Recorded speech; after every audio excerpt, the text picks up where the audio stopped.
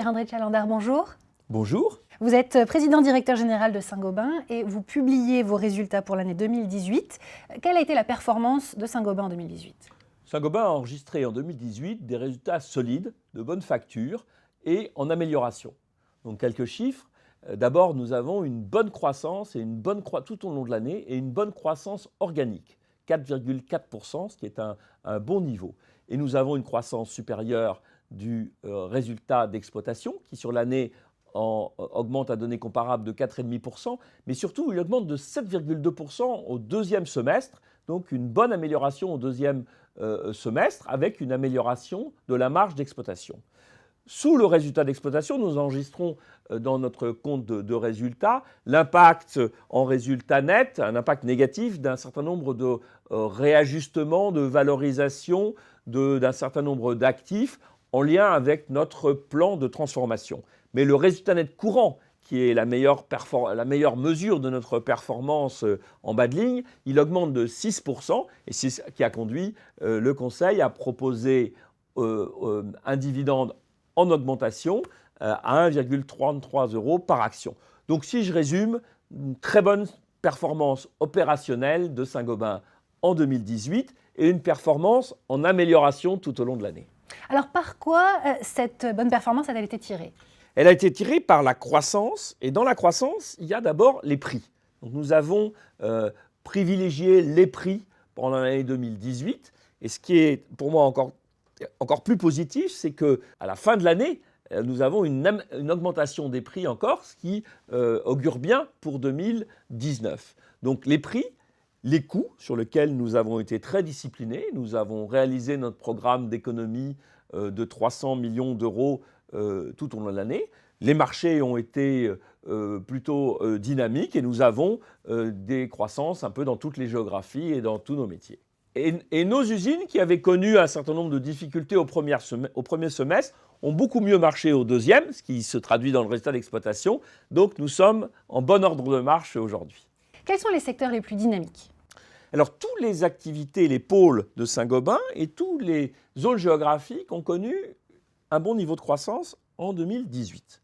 Par activité, donc le pôle matériaux innovants enregistré une bonne croissance tirée par les matériaux de performance avec une croissance organique de 7,2% et un résultat d'exploitation record. Le vitrage a connu une performance solide, même si au deuxième semestre, l'activité de vitrage automobile a été un peu pénalisée par des marchés plus difficiles, notamment en Europe et en Chine à la fin de l'année. Le pôle produit pour la construction et le pôle distribution ont aussi connu une bonne croissance. Et par zone géographique, toutes les zones se sont bien comportées. La France, avec une croissance organique de 3%, vous savez que c'est encore notre premier pays, avec 25% de notre chiffre d'affaires. Le reste de l'Europe s'est bien comporté, tiré surtout par les Nordiques et un peu les pays du Sud, avec une performance plus mitigée en Allemagne et en Angleterre, avec les incertitudes liées au Brexit. Les États-Unis, l'Amérique du Nord, très bon marché, à la fois et très bonne vente, à la fois sur le plan marché industriel et de la construction. Et puis Asie, pays émergents aussi, un très bon niveau de croissance. Et là, on bénéficie à plein des investissements de croissance, puisque c'est notre priorité depuis plusieurs années, et donc qui donnent de très bons résultats et aussi une très bonne profitabilité. Alors en novembre 2018, vous avez annoncé le lancement du programme Transform and Grow. Quelles sont les composantes de ce plan et où en êtes-vous de son déploiement ? Alors ce plan, il a un objectif principal, qui d'ailleurs est dans le titre, la croissance, Transform and Grow. Et pour ça, deux volets.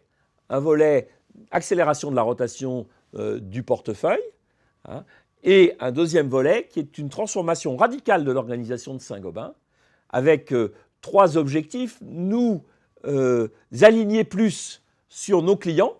On a des clients régionaux, on a des clients mondiaux, donc on va s'aligner sur nos clients. On va pouvoir profiter à plein de la révolution digitale qui, si Saint-Gobain s'organise bien, lui donne des atouts fantastiques. Et puis, on va gagner aussi en agilité. Donc voilà les trois objectifs de cette réorganisation très importante. Et où en êtes-vous du déploiement de votre nouvelle organisation ? Alors depuis l'annonce, à fin novembre, on a été très vite. On a fait plus de 250 nominations dans les semaines qui ont suivi. Et donc tout est en place depuis le 1er janvier. Les patrons des pays, des marchés et l'organisation fonctionnent, des fonctions centrales.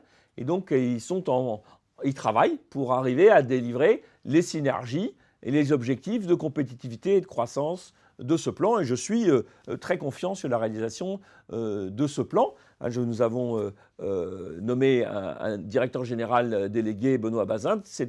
Son rôle principal, c'est la réalisation de ce plan et il est en bonne voie. Alors le plan Transform and Grow comprend un volet rotation de portefeuille qui doit inclure des acquisitions et des cessions. Qu'en est-il de ce volet-là aujourd'hui ? Alors ce volet-là aussi, il avance bien. En 2018, nous avons accéléré sur les acquisitions avec 27 acquisitions de petites et moyennes tables et un montant un peu supérieur à notre objectif moyen sur les prochaines années. Et sur les cessions, donc sur lesquelles nous nous sommes donné un objectif de réaliser 3 milliards de cessions d'ici fin 2019, nous avons déjà signé ou engagé environ 2,5 milliards, donc nous sommes en très bonne voie. Et nous avons lancé, dans le cadre de cette nouvelle organisation, une revue stratégique de nos activités qui conduira à des acquisitions et à des cessions additionnelles. Alors au-delà du déploiement de votre plan de transformation, quels sont vos grands accomplissements en 2018 ? Alors, je dirais deux choses qui sont très importantes dans l'ADN de Saint-Gobain, qui nous guident et sur lesquelles nous mettons l'accent en permanence, l'innovation et le développement durable. Alors, l'innovation, c'est un élément très important de Saint-Gobain. C'est une des choses qui me rend le plus fier, c'est que nous sommes, pour la 8e année de suite, classés parmi les 100 entreprises les plus innovantes au monde, avec toute une série de lancements de nouveaux produits, de nouvelles solutions, des vitrages dynamiques, de nouvelles plaques de plâtre et des tas d'autres innovations dans tous nos métiers. Et puis, deuxième, et donc nous renforçons en permanence cette innovation qui est la source de notre croissance future. Deuxième élément, la prise en compte du développement durable. D'abord parce que l'habitat durable, qui est au cœur de ce que nous proposons au marché, vous savez que Saint-Gobain contribue de façon très importante pour nos clients à réduire leurs besoins en énergie dans leur logement. Et donc ça, c'est un élément très important. Mais la prise en compte de l'environnement, c'est aussi dans tout ce que nous faisons en interne. L'amélioration de notre empreinte environnementale, et nous sommes donné des objectifs ambitieux, et nous progressons bien dans ce domaine-là. Je crois que c'est ces deux éléments qui sont très importants dans nos valeurs et dans ce qui feront la réussite du Saint-Gobain de demain. Alors vous parlez d'une transformation digitale de l'entreprise, comment cela se traduit-il ? Alors le digital aujourd'hui, chez Saint-Gobain, on le voit dans 3 grands domaines. D'abord dans nos usines. L'industrie du futur, c'est déjà chez Saint-Gobain une réalité, ce que les Allemands appellent industrie 4.0. Et nous avons toute une série de nouvelles technologies qui ont commencé et qui se déploient actuellement à vive allure. Deuxièmement, dans la relation client. Et là, comme je vous l'ai dit, notre nouvelle organisation va nous aider beaucoup dans cette direction à profiter de tous nos atouts. Donc ça, c'est l'aspect client. Puis troisièmement, le digital, c'est aussi un changement dans les méthodes de travail de toute l'organisation dans Saint-Gobain. Et donc là aussi, on fait beaucoup de formations et puis on se renouvelle. Et c'est intéressant de voir qu'on recrute à peu près 30 000 personnes par an dans le monde dans Saint-Gobain. Là-dedans, il y en a pratiquement la moitié qui sont très jeunes et donc qui sont un peu ce qu'on appelle des digital natives. Et si je prends les cadres, plus de 10% des cadres que nous recrutons chaque année ont des profils spécifiquement digitaux. Donc ça aussi, c'est un indicateur très important de notre transformation digitale. Pour conclure, quelles sont les perspectives et les objectifs du groupe pour 2019 ? Alors d'abord, l'année 2019, elle a bien commencé. Bon, c'est un peu tôt pour en tirer des conclusions, mais c'est mieux de commencer bien. Donc les premières semaines sont bien orientées. Je crois que nos marchés, il y a des incertitudes cette année, des incertitudes politiques, des incertitudes sur le marché de l'automobile. Donc il y a des incertitudes, mais globalement, ils devraient rester nos marchés relativement robustes, qu'il s'agisse des États-Unis, qu'il s'agisse des pays émergents, et même, j'allais dire, de l'Europe, qui devrait rester en croissance dans nos marchés cette année. Donc, nous avons des actions spécifiques, notamment dans la mise en œuvre de notre programme Transform and Grow.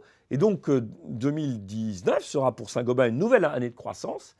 Et j'attends en particulier une nouvelle croissance du résultat d'exploitation à données comparables pour 2019. Pierre-André de Chalandard, merci beaucoup. Merci.